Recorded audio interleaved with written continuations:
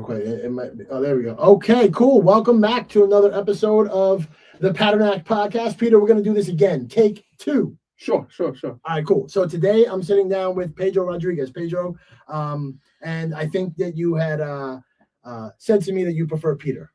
Yes. Tell me the reason why you prefer Peter over Pedro? Because usually when I'm around people that only speak English, I think Peter sounds easier for them to pronounce. Even though there's still people that call me Pedro, like they do it on purpose, Pedro, but I don't have a problem. Where are you from, nationality-wise? I was born here. My parents are from Dominican Republic, What first generation American. What part? My father's from Moca. It's a small city. And my mother's from the capital, Santo Domingo. Okay. And do you go back there often?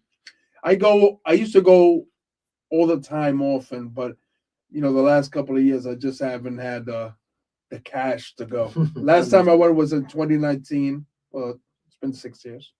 7 now. 7, yeah. You're in 2026 now. Yes. We got to get you back there, my friend. Soon. Soon. All right, I'm going to ask you some of the same questions that you and I have discussed, but I'm also going to switch it up a little bit. Okay. I want to be a little bit original. Sure. Tell me about your experience so far here in the Keller Williams office. Your background was more so working in nightlife. Yes. And now you're here working with your intelligence or your brain, so to say, not with your hands, but with your brain. So tell me, what has the transition been like? The biggest transition is the people that surround me, the people I'm working with, their character, their personality. It's more positive. It's everybody's very helpful. They want you to succeed. Very honest. I love that. They make me feel comfortable. I needed this. And I didn't know. Now the nightlife, I met a lot of good people, a lot of friends. I still have friends I communicate with. But now looking back, it did not bring anything positive to my life. I miss the music, but a lot of the people I met and had a relationship with, they brought nothing positive to my life. Here it's been different. Even though I've been here 3 months, I feel the change, which is good. What are you looking forward to the most in this real estate business? I want to become a successful real estate agent. In about 5 years, I want to be, stable, where I can just take off anytime I want. And help my family. I love my family. My sister's very hardworking. She's the first thing I have in mind.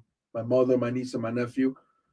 But I really want to be successful. I'll feel so good if I really make it and am successful. And if you're able to be successful, when you're able to be successful in real estate, how's that going to change your life? 100% will change my life. It'll give me by that time, I probably will be feeling very confident that there's nothing that I can't do. Even if I fail, I never had that type of mentality. And that's already growing on me. But I stay humble.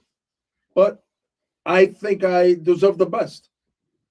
I've worked a lot in my life, worked 11 years in the nightlife.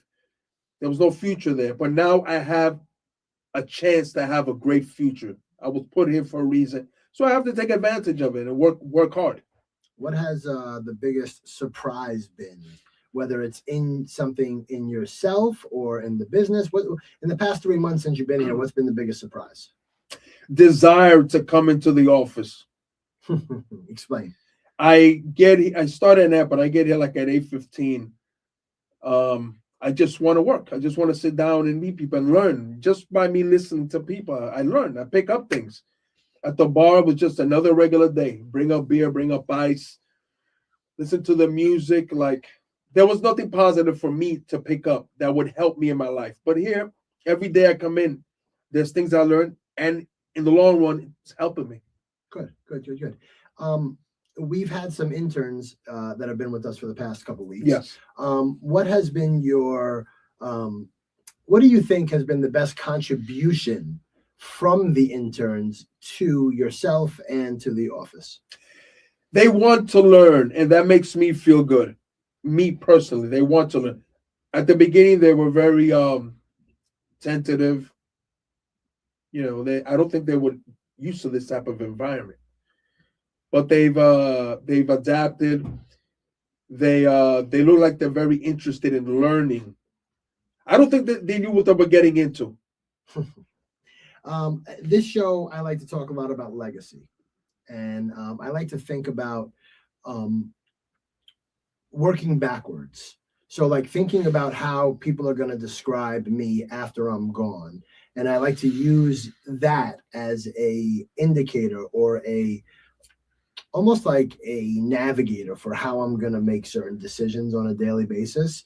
When it comes to your legacy, when it comes to after long gone, not even long gone, at your eulogy, what do you want people to say about you? I want them to say that I was caring and a compassionate person, but also that I was very loyal. I'm a very loyal person. That's one thing nobody can take away from me. I'm very loyal, and the people that I've been loyal to, they know that I've been loyal to them, and I think they appreciate that. I like helping people. Like I said, I told somebody one day, if I was gonna have a superpower, I would want to be a healer. Yes, we talked about Peter the Healer. Yes. One last question before I let you go. If you had to solve one problem that is facing the world today, what would it be? That's all, because there's so many problems in this world right now.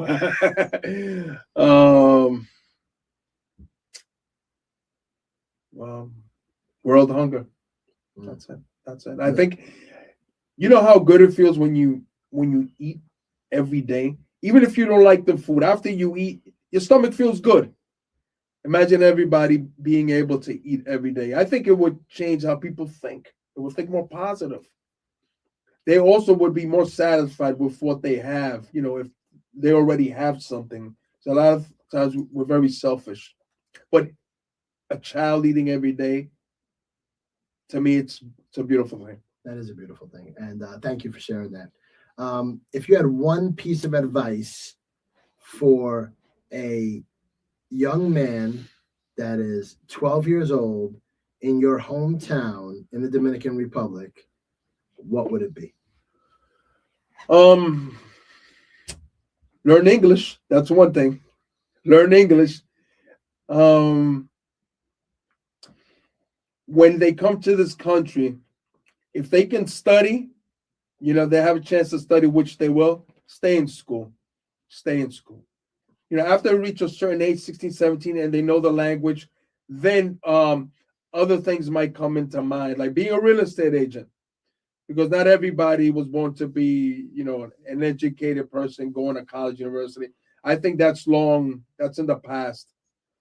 Looking, creating what you've always, going for your dream. A lot of these young adults have dreams, like the networking, the TikTok, all that stuff. It's not about going to university and colleges anymore. Do not feel fear. I would tell the kids in DR, learn English, come here and do whatever you want, as long as you don't hurt nobody. Amazing. Peter, thank you so much for joining me, man. I appreciate you. Sure. And looking forward to seeing your growth and success here with Keller. Thank you very much. Thank you. I appreciate it. Thank you so much.